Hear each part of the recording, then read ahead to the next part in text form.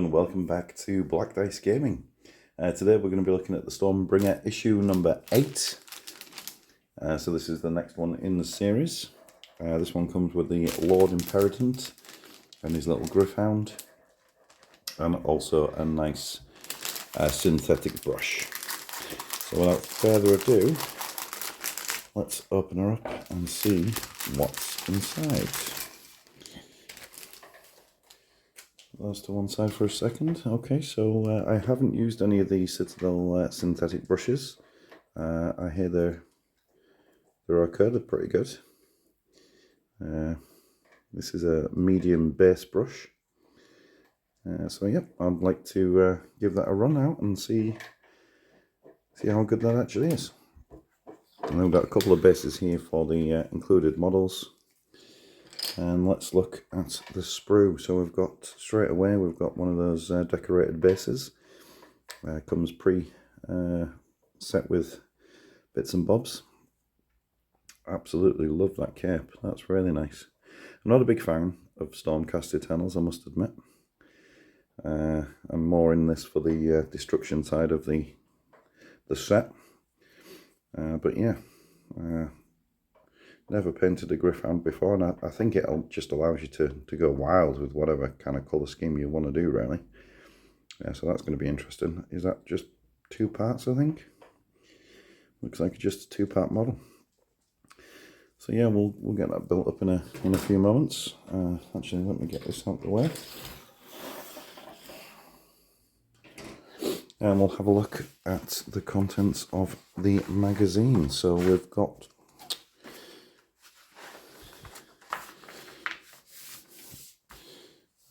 the usual sort of character trait sheet for the Lord Imperatant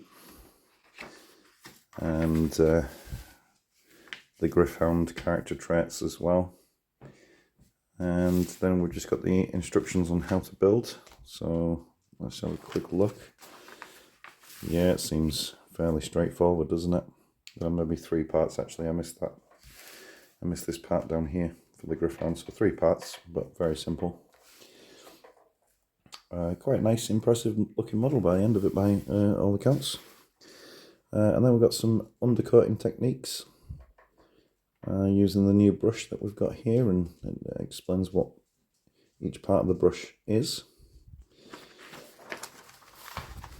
And then some thinning techniques on how to thin the paints, which probably would have been more useful before we started painting. And then little techniques. Actually, these techniques I would have said should have been some of the first things that we had in the magazine, but it's not down to me, I suppose.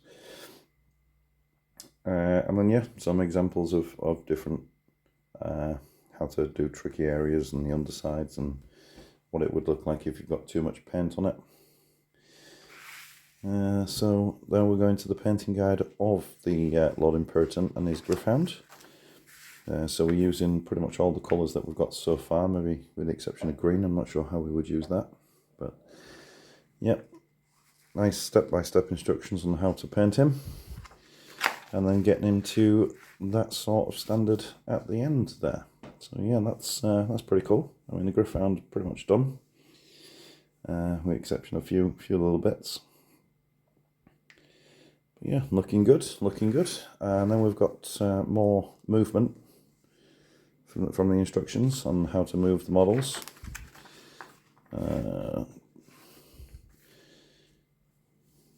Take and hold. Is that how to secure objectives maybe? And then the deployment. Take and hold is the actual battle that we're going to be playing through. And yeah, using the new Imperatant model, so that should be quite good.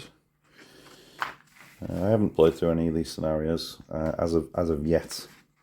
I might wait for the slightly more complicated ones that are maybe a little bit more interesting. And that sort of brings us to the end, I believe, and that'll be the victory. Yeah, the victory sheet just there.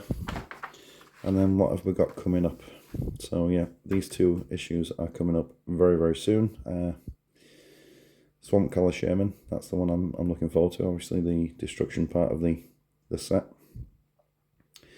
And yeah, the Truth Seekers, they're a Warcry warband from what I understand. So they're an interesting set to have. Alright, so that'll do it. Oh no, I'm going to build the model party. I always forget that part. I'll be back in a few. So I'm back with the made up models. We'll look at the little Gryph Hound first. So there he is. Nice little model. It's the only problem with these push fit ones. They do require quite a bit of force to push fit them together. There you go, on his base. Okay, and then we've got the Lord Imperatant. I had issues with this one, so I forgot completely to put this knee pad on, and I had to strip him back. And this part here is supposed to be pegged, but I've had to cut the peg away because it just would not fit. No matter how hard I tried it, it just would not fit. So I'll get a bit of glue on that later on. Why won't you focus there? But lovely detail, really nice detailed model. I didn't notice, but there's feathers actually there as well. So you got plenty of textures to paint up here. That's going to be quite interesting. And then his base is nice and decorated. I'm not sure what all this this bulrush vinage is all about. You know, it's on a lot of the orc models as well. And then yeah, he will just stand something like that when he's done. I've cut the peg off the foot as well. But yeah, so there you go.